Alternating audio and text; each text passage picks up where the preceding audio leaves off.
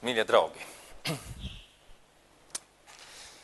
pagājušajā reizē mēs apstājāmies pie viena no principiem, kuru mēs aizņēmāmies no vienas ļoti interesantas garīgas tradīcijas, ko mēs pazīstam zem nosaukuma hasīdisms, kas ir viens no virzieniem judaismā, judaisma tāds mistiskais atzars. Un pagājušajā reizē es apstājos pie viena no pirmajiem, lai neteiktu pat svarīgākā principa, kas tika šajā hasidismā izgaismots, kā mums par to stāsta viens no izcilākajiem pagājušā gadsimta reliģiju pētniekiem un filozofiem Mārtiņš Bubers. Mēs runājām par sevis apzināšanos vai savas patiesās vietas un aicinājuma apzināšanos kā svarīgāko garīgo principu, kā tādu sava veida pamatu visam pārējam, ko mēs savā garīgajā dzīvē daram. Un es gribu šovakar tikai iesākumā vēlreiz to pasvītrot, ka, manuprāt, tas ir tiešām ļoti precīzi trāpīts un precīzi novērots, ka ja mēs sakam, ka mēs vēlamies sastapties ar Dievu, mēs vēlamies piedzīvot un aptvert kaut ko no Dieva klātbūtnes, tad viens no priekšnoteikumiem, pirms mēs varam runāt par Dievu pazīšanu, ir pazīt sevi. Un atceraties, mēs diezgan daudz un dažādos veidos par to runājām pagājušajā reizē, bet tā galvenā atziņa ir tāda, ka tikai tad, kad tu zini un mazlietiņ vairāk esi iepazinis sevi, tu vari redzēt to fonu, ja tā drīkst teikt, vai labāk apzināties to fonu, uz kura tu redzi vai varbūt neredzi Dievu. Un līdz ar to tas ir ļoti svarīgs priekšnoteikums, lai mēs nesajauktu Dievu ar kādiem mūsu priekšstatiem un mūsu iepriekš pieņēmumiem. Un tas ir, ko mēs mācāmies kristīgajā meditācijā. Ik viens no jums, kas meditējat, jūs zinat šo dīvaino sajūtu, kas daudziem, starp citu, meditācijas, ja tā var teikt, pretiniekiem vai oponentiem ir droši vien izšķiroša šo sajūtu, bet kā tad tā?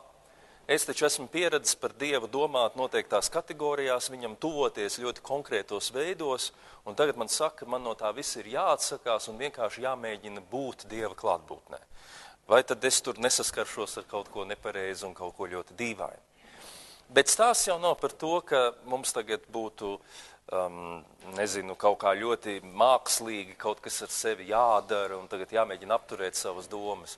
Bet stāsts ir tieši par to, ka ieskatoties šajā mirklī, ieskatoties tajā, kas esmu es, ieskatoties, kur un kā šobrīd norit mana dzīve. Tur ir tas punkts, kur sākās mana patiesā Dieva atziņa, mana patiesā pieredze par Dievu. Un to mēs varam atkārtot meditācijas kontekstā, bet vispār arī kristīgajā kontekstā bez gala. Cik bieži vien mēs šai patiesajai Dieva pieredzē paejam garām.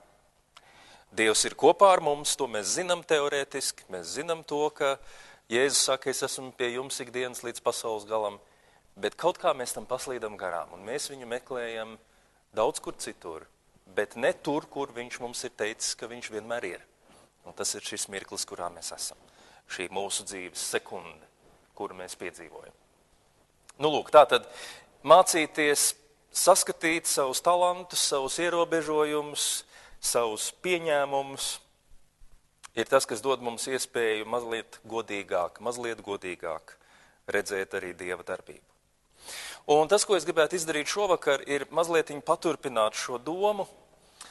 Tie no jums, kas lasījāt to Mārtiņa Bubera materiālu, jūs zināt, ka nākamais princips, ko viņš izceļ, un ko es gribētu tad šovakar mazlietiņ par to vairāk parunāt, ir cieši saistīts ar šo iepriekšējo, un Mārtiņš Bubers to nosauc par īpašo ceļu.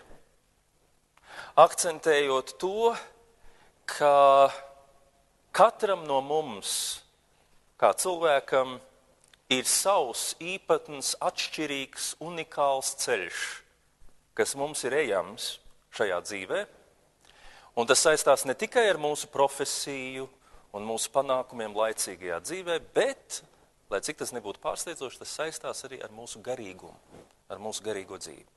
Īpašais ceļš. Es tikai atgādināšu, varbūt daži no jums to zinat, ka tas ir viens no neparastākajiem un reizēm, manuprāt, ļoti trāpīgiem skaidrojumiem Jēzus vārdiem no Mateja evaņģēlija, kad viņš saka, cīnieties, ieiet pa šaurajiem vārtiem, jo vārti ir plati un ceļš ir plats, kas ved uz pazušanu, bet šauri ir vārti un šaurs ir ceļš, kas ved uz dzīvību. Viņš aicina mūs iet šauro ceļu. Un es nezinu, vai jūs esat to dzirdējuši, bet mēs varam saprast šo ceļa šaurību, to, ka ceļš ir šaurs. Mēs varam saprast tradicionāli, kā tādu aicinājumu uz sevis ierobežošanu, uz askēzi, uz pieturēšanos pie dažiem ļoti svarīgiem principiem, un tu nedrīkst vairs novirzīties ne pa labi, ne pa kreisi, tev jāpieturās pie šī šaurā skatījuma, piemēram, pie noteiktas kristietības interpretācijas, un ja tu to izturies līdz galam, neskatoties uz to, ka tavs prāts un visa apkārtējā pasaule tev saka, tas tā nav, bet ja tu vienalga turēsies spītīgi pie sava, tad tu būs gājis šauro ceļu. Bet otra iespēja, kā skatīties uz šiem Jēzus vārdiem, ir pajautāt vienkārši, kad ceļš ir šaurs un kad viņš ir plats. Un mēs zinām, ka sakarība ir ārkārtīgi vienkārša. Ja mēs paredzam, ka daudzi cilvēki vienlaikus brauks un staigās, mēs ierīkojam ļoti platu ceļu un ļoti plašas durvis, ja mēs zinām, ka tur daudz cilvēku staigās. Bet celiņš ir pavisam šaurs, maza smalka taciņa, gan arī neredzama. Ja retu reizi kāds atsevišķs cilvēks pa to iet. Un durvis var būt pavisam šauras, ja viņas ir domāts kādam vienam cilvēkam retu reizi tur cauri tikt. Un tad mēs sākam domāt, ka tas ceļš ir šaurs nevis tāpēc, ka tev ir jāsašaurina sava domāšana, bet tas ir tāpēc, ka viņš nav domāts daudziem. Un tad tu jautās, bet paga, kas tas ir pa ceļu, kas nav domāts daudziem, kas man ir jāatrod? Un tad viena no tām atbildēm ir, ka tas ceļš ir tik ļoti šaurs, tāpēc, ka viņš ir domāts vienam cilvēkam. Man. Jums katram. Tas ir mans ceļš. Un tas ir, ko Jēzus saka. Cīnies nevis iet vienkārši līdzi citiem. Un tur nav tikai morāli. Tur ir arī tie morāls jautājumi, ka mēs dzīvojam kā visi izlaidīgi un tā tālāk. Bet ne tikai tas ir tas stāsts. Bet viņš saka, tu neej vienkārši līdzi citiem, jo ja tu ieš līdzi citiem, pat ja tu nonāks kaut kur ļoti labā vietā, tu būsi pazaudējis galveno. Savu dzīvi. Un tas ir tas traģiskais. Es eju līdzi fantastiskiem vadoņiem, fantastiskām lietām. Es sasniedzu lielas lietas. Viss ir kārtībā. Es esmu tieši tāpat kā daudzi citi, daudz ko sasniedz, māju uzcēlis, vēl kaut ko izdarījis, ierakstījis sevi annālēs. Bet kā mēs pagājušais noslēdzām ar nabaga Golemu.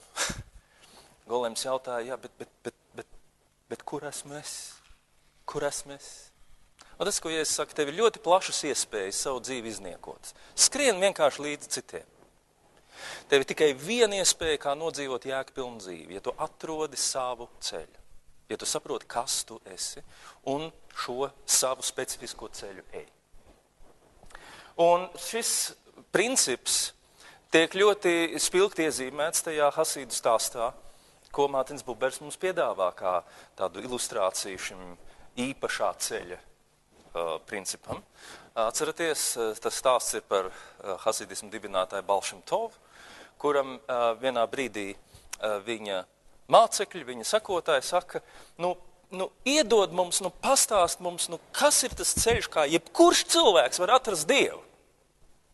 Iedod mums tādu Dieva atrašanas ceļu, kas derētu katram cilvēkam, katrs cilvēks to darot, varētu sasniegt Dievu.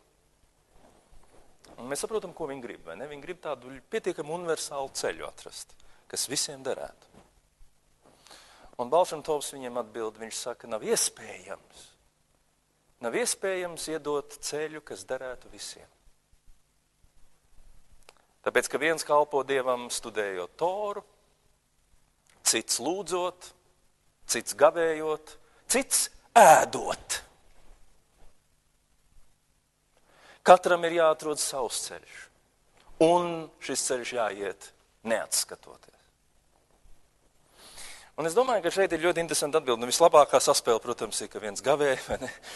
Tā viņš gavē, viņš sasniegs Dievu, ja viņš nekad nav nevienu gaļu ēdis, ja pēdējos 25 gados. Vai tas varētu būt kaut kas, ko Dievs ignorē? Nē, tas noteikti Dievam patīk. Un otrs saka lēd. Viņš sev ēdina. Es nezinu, kā vai kalpo Dievam ēdot, tā īsti līdz galam man nav tas skaidrs, bet pieņemsim, ka var kaut ko izveidot tādu teoriju. Un Balšantovs saka, tas ir ok.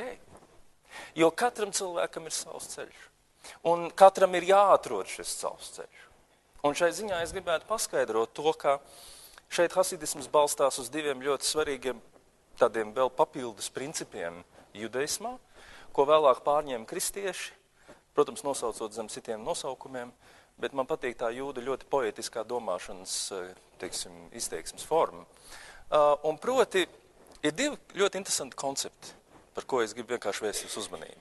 Tas viens koncepts ir, kas judaismu mistikā ir ļoti pazīstams, ka īstenībā mēs visi, kas šeit cilvēki esam, mēs esam daļa no viena lielā cilvēka, Ādama. Tā, kas ir aprakstīts tur Bībeles pirmajās lapas pusēs. Un jums nav jātic tam, ka tā burtiski nepārprotiet mani, bet kas ir tā ideja? Tā ideja ir tāda, ka neviens no mums, mēs nevaram savas dzīves laikā pilnībā realizēt to, ko nozīmē būt cilvēkam. Es varu savas dzīves laikā izkopt spēju, prasmi, mākslu, meistarību spēlēt violi. Izkopt viņu līdz visaugstākajam, līdz vistālākajam iespējamam punktam. Bet tas man prasīs tik daudz laika, ka vienlaikus es diez vai izkopšu vislabākajā iespējamā veidā, prasmes, kur es varētu izkopt ķīmijā, vai, tur būt viens izcils biologs, vai būt apbraukājis visu pasauli, kā, tur pasaules apceļotājs, un vēl kosmosā pabūt, un vēl boks čempionu titulu dabūt, un vēl kaut ko dabūt, un vēl kaut ko dabūt. Nevar viens cilvēks iemiesot to, kas vispār ir cilvēks. Un šādā nozīmē, jā, mēs katrs esam tikai cilvēka drumstala. Mēs esam katrs viena šķautne tajā, kas ir cilvēks. Tas ir viens koncepts. Un otrs koncepts ir, ko viņi mīl tā dēvēt, ka Torai, tātad svētiem rakstiem, Torai ir, kā viņi saka, 70 sejas. Tas skaitlis 70 nozīmē ļoti daudz, dažādību lielu. 70 sejas. Un viņi saka, ka katrs cilvēks, kurš lasa svētos rakstus, redz kādu no šīm sejām, kādu no šīm šķautnēm. Un tas ir iemesls, kādēļ mēs katrs izlasam savādāk.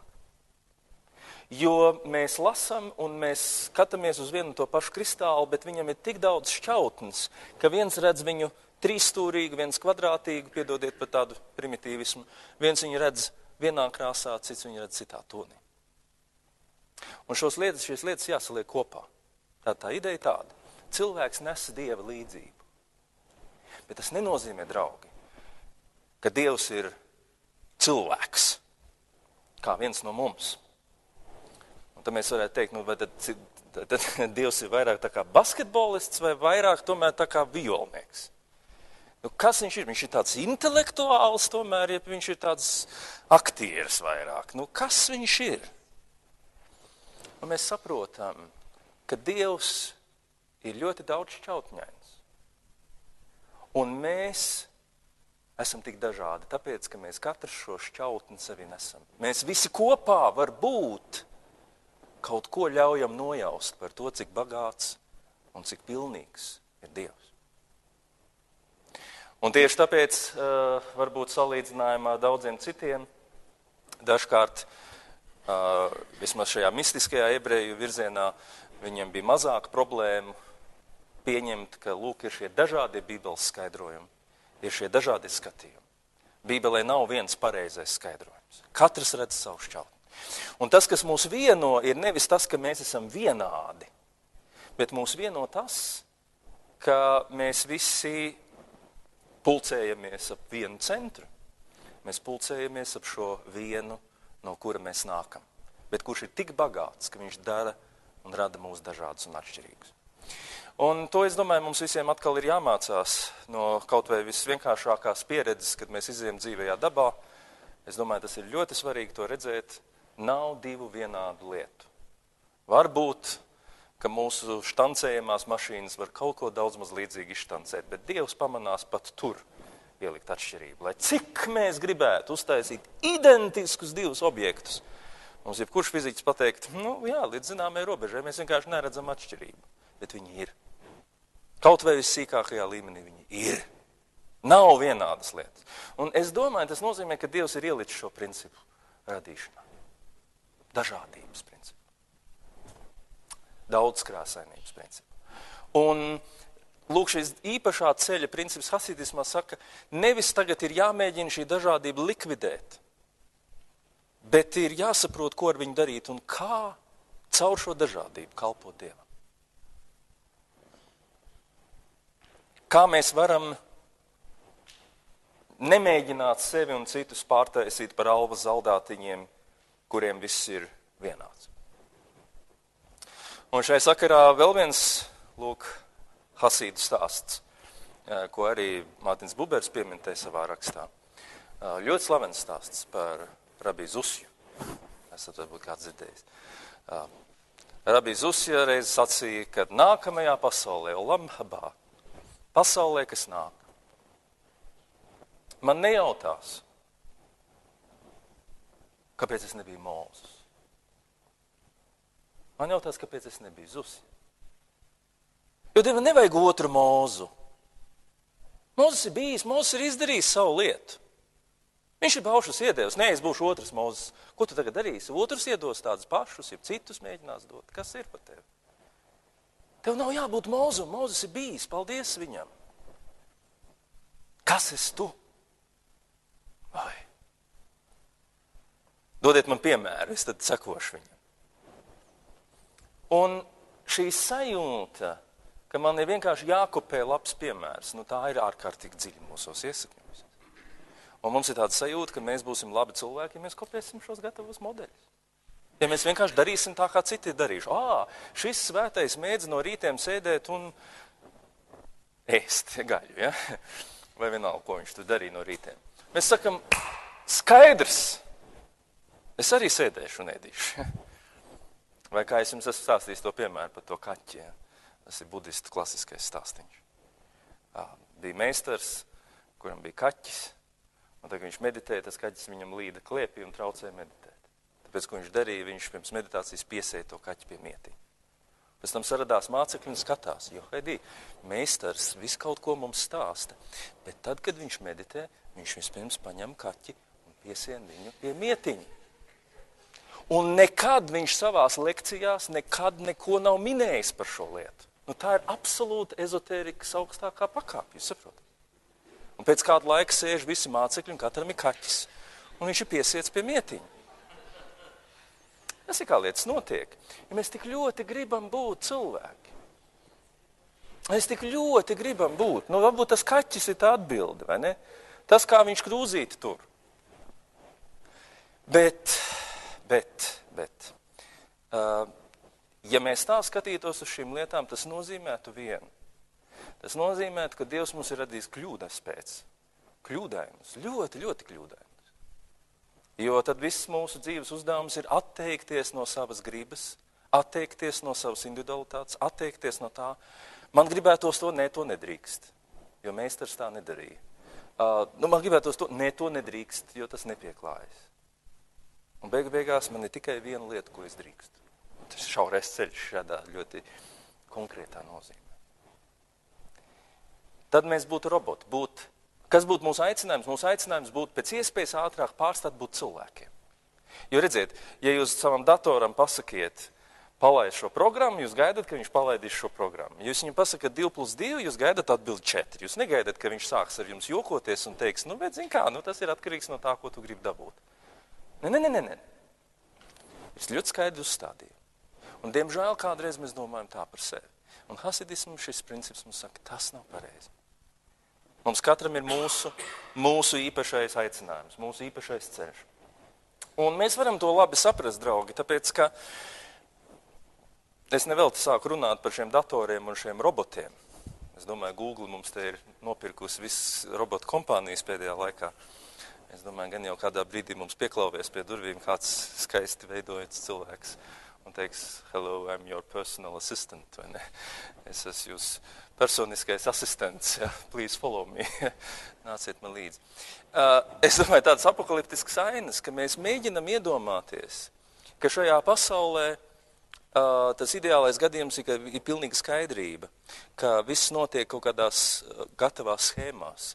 Ideāls ticīgais ir tāds, kurš pilda visus baušus, viņš zina visus 613 no galvas un viņus īsteno. Bet mēs saprotam, ka tā nav taisnība. Būt cilvēkam nozīmē ienest šajā pasaulē kaut ko jaunu. Tas ir, kas ir cilvēks. Datoru uzdevums nav ienest kaut ko jaunu. Cilvēku uzdevums ir ienest kaut ko jaunu. Un tas nozīmē, jūs saprotat, ka no tiem lielajiem meistariem mums ir kā reizi jāmācās tas, un tas ir viss tā sarežģītākā lieta, viss tā interesantākā lieta. Kad es redzu vienu cilvēku, kurš ir realizējis savu dzīvi, kurš ir atradis savu šauro ceļu un neatskatīdamies ir viņu gājis un ir gājis caur uguni un ūdenim un tomēr ir sasniedzis to. Un es saprotu, tas ir viens veids, kā var dzīvot savu dzīvi. Tad kas man ir jānokopē, ja tā drīkst sacīt, vai jāpārņem no šī cilvēka? Ir nevis šis viņa ceļš, kurš jau ir nostaigāts un aizņemts. Bet šī viņa pieeja, šī viņa gatavība savu ceļu atrast. Un tas ir ārkārtīgi interesants jautājums. Kā man nokopēt to, kas nav nokopējams? Jo ja es nokopēšu vienkārši to, ko viņš ir darījis, tad man ir piesietais kaķis. Es esmu vienkārši izdarījis to, ko otrs dara.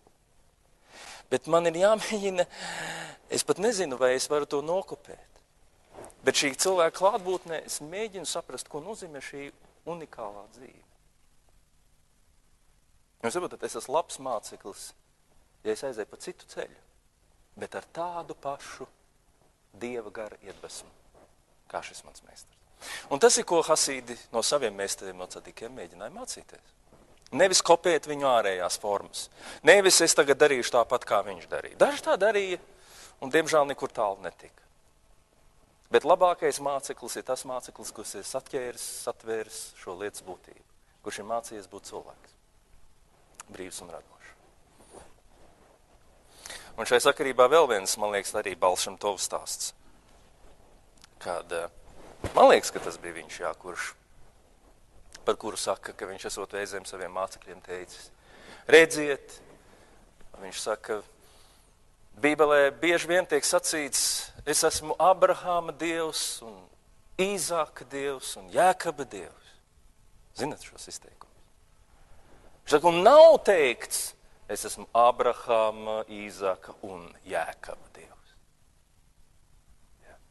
Viņš saka, un tas ir tāpēc, ka Īzaks un Jēkabs nelietoja to, ko bija sasniedzis Abrahāms, bet viņi meklēja katrs savu ceļu pie Dieva un to atrada. Cik skaisti. Es domāju, mēs neesam aicināti atrast kaut ko, ko kāds ir atradis. Mēs esam aicināti atrast to, kas ir mūsu. Un reizē tas būs tas pats. Kāda no tām 70 sejām, kāda no tās neparastās daudzveidības, kas ir Dievs. Tāpēc, ka mums nav jācenšas pārņemt kaut kas ārējs no citiem, katra ārēja forma var kļūt par jaunām važām, bet mums būtu jācenšas pārņemt šī brīvība, spontanitāte un tiešums, kas mums ir redzams tajos, kas savu dzīvi ir veltījuši Dievam. Un pat ja es vissīkākajā veidā varētu atkārtot to, ko viņi ir darījuši, tas nedotu šo rezultātu. Un tāpēc tas ir tas interesantais. Man ir vajadzīga tradīcija, man ir vajadzīgi šie cilvēki, man ir vajadzīgs zināt par Abrahāmu, Īzaku, Jēkabu. Bet man nav jābūt otram Abrahāmam, otram Īzakam, otram Jēkabam. Draugi, tas nozīmē vienu lietu. Arī attiecībā uz meditāciju. Visiem nav jādara vienā. Meditācija ir ceļš, lūkšana ir ceļš, kuru mēs meklējam. Tas ir ceļš, kurā mēs mācāmies ieklausīties sevi, mēs mācāmies ieskatīties sevi, mēs mācāmies uzticēties tam, ko mēs piedzīvojam. Un tam ir visplašākās nozīmes. Pirmkārt jau tajā, ka mēs saprotam, ka meditācijas laikā tas galvenais mērķis un uzdevums un fokus ir, ka mēs skatāmies uz šo mirkli un mēs viņu ņemam tādu, kāds viņš ir, nevis mūsos galvā jau ir gatavs modelis, kā visam ir jānotiek, un mēs to kopējam. Un es jums teikšu vēl vairāk. No meditācijas uz meditāciju arī to ir vērts atcerēties.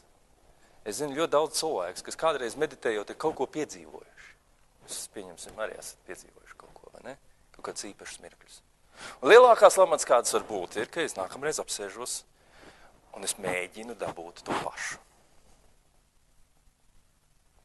Un es jums gandrīz varu garantēt, ka nekas no tā nebūs.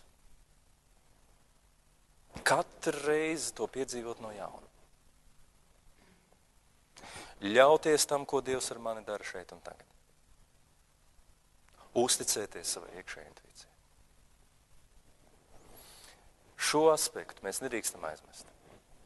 Lai cik daudz mēs par lūkšanu runātu, lai cik daudz mēs par meditāciju stāstītu, lai cik smalki mēs mēģinātu aprakstīt tehnikas, neļaujiet man vai kādam citam pateikt, kā jums ir jāveido attiecības ar Dievu.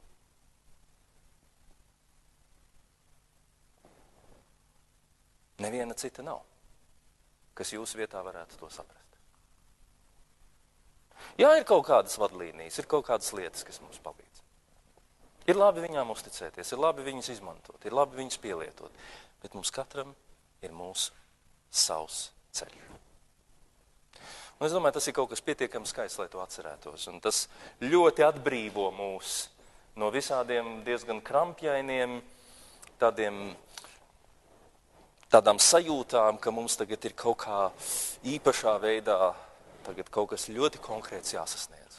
Jo tas ir viens no galvenajiem meditācijas principiem. Laid visu vaļā. Ļauj lietai notikt. Un jūs saprotat, ir vēl viena lieta, ko es gribētu noslēgt, tad jums kādu jautājumu. Ir vēl viena lieta. Tas, es pieminēju to lielā Ādama principu, ka mēs esam daļiņas no šī Ādama.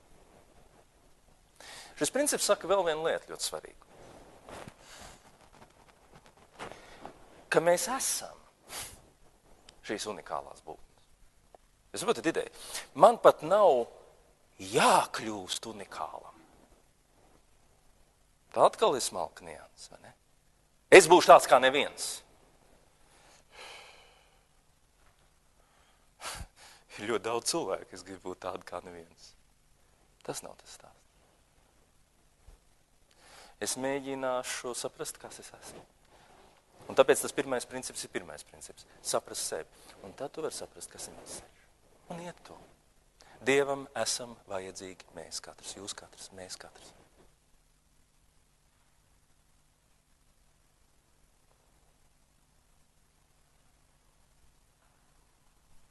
Un, jā, vēl viena piebilde. Varbūt svarīgi ir ne tikai to attiecināt tādā nozīmē uz sevi, ka man nav jāsako piemēriem. Tas varbūt sapcīt ir pārspīlēt. Piemēram, ir laba lieta, bet nevis kopēšanai, bet lai satvertu viņu garu. Bet arī otrādi. Te man nāk prātā viens kristīgs stāsts, lai nebūtu tikai hasidismu. Kristīgais stāsts ir par vienu no 1000 tēviem, Abba. Piedodiet, es vairs neatceros, kā viņi to sauc. Romānus, laikam, bija viņa vārds, bet Un šis Abba tagad gatavojas ieiet mūžībā, viņš jau ir stipri gados vecs, viņa mācekļi sapulcējas. Un šie mācekļi saka šim savam 1000 tēvam, viņi saka, tēvs dod vēl mums pēdējo padomu, kā mums izturēties vienam par to, kā mums tālāk dzīvot, kad tevis vairs nebūs. Kā lai mēs netopam izkaisīti. Un šis Abba esot viņam atbildējis sakojošā veidā. Viņš saka, es nekad nevienam no jums neesmu devis padomu, kā jums ir jārīkojas. Ja pirms tam es pats sevī neesmu pieņēmis ļoti skaidru lēmumu, nesadusmoties un nedusmoties, ja jūs man neklausīsiet. Un tas ir tas veids, kā mēs esam varējuši nodzīvot mierā visas šīs mūsu dienas. Tas ir ļoti svarīgi. Ļoti svarīgi. Ne tikai, ka tev tur stāsta, kā tev jāmeditē un kā tev jālūdz Dievs, vienmēr paturēt, zinām, rezervāciju un saprast, ka man ir mans ceļš un es bagātinos no jebkura cilvēka pieredzes, bet man ir kaut kas mans. Bet arī otrā. Kad mums sāk gribēties kādam citam izstāstīt. Un šis abas padoms ir ļoti labs. Pirms tu dod otram padomu, pieņem un ļauj viņam to nepieņemt. Un tad viņam to saki. Lai viņš to izmanto, lai viņš to dara. Es domāju, tas mums visiem kā kristiešiem un kristīgai baznīcai būtu ļoti jāmācās, kā mēs varētu šādā veidā spēt viens ar otru runāt un tiešām savas dienas kopīgi nodzīvot. Nu lūk, bet varbūt kādi jautājumi, komentāri, piebildes, iebildes. Mums ir kāds brītiņš laika. Lūdzu. Droši.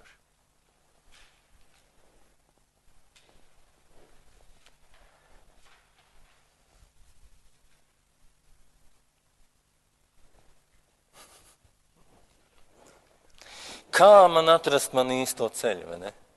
Baigi labs jautājums. Nu, ej pa labi, un tad bišķi pa kreisi, un tad pa labi. Un tad brīdī es esmu jums iedevis savu vīziju par šo ceļu, kas, protams, ir ļoti palīdzoša, bet tas noteikti nav tas ceļš. Būt drosmīgiem. Saprast, Dievs mūs ir radījis tādu, kādu mēs esam, paklausties.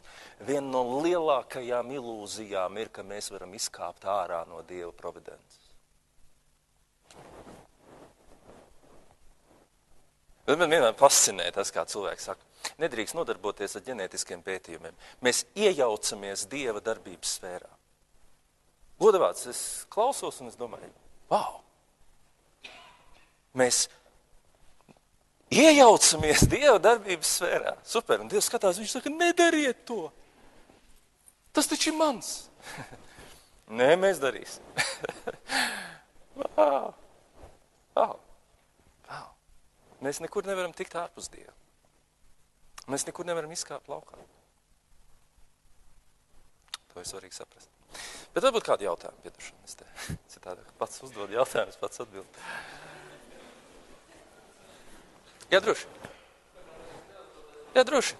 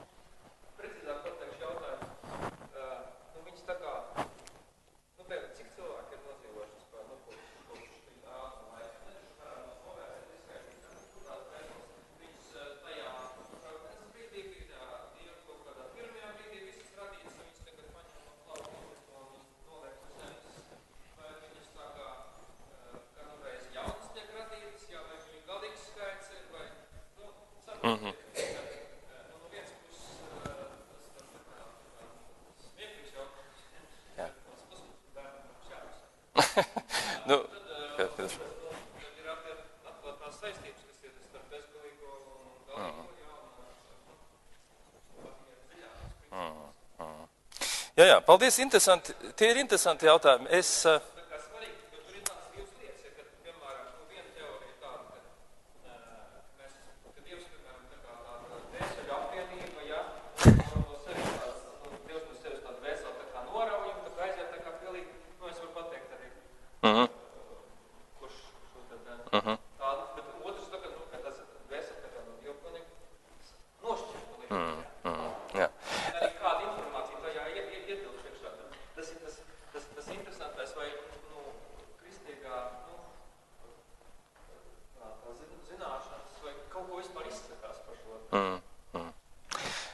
Izsakās gan. Un tieši tāpēc, ka ļoti daudz izsakās, mums būs ļoti sarežģīti to sapakot tagad vienā minūtē. Bet es jums sacīju sekojoši, ja jūs gribat lasīt par šo tēmu, tad tas viens no pirmavotiem kristietībā, oficiālajai doktrīnai, ir Augustīns, kurš būdams neoplatoniķis un tā tālāk ļoti nodarbojās ar šiem jautājumiem. Un ir sarakstījis ļoti daudz, visu kaut kā. Un viņa viedoklis tomēr ir tas, ka nav tā dvēseļu krātuve, kas pamazām iztukšojās, kas bija viena no versijām vēl pirms viņa, ka Dievs visas dvēseles ir radījis. Un vienkārši tagad ņem. Viņš tur stāv, gaida.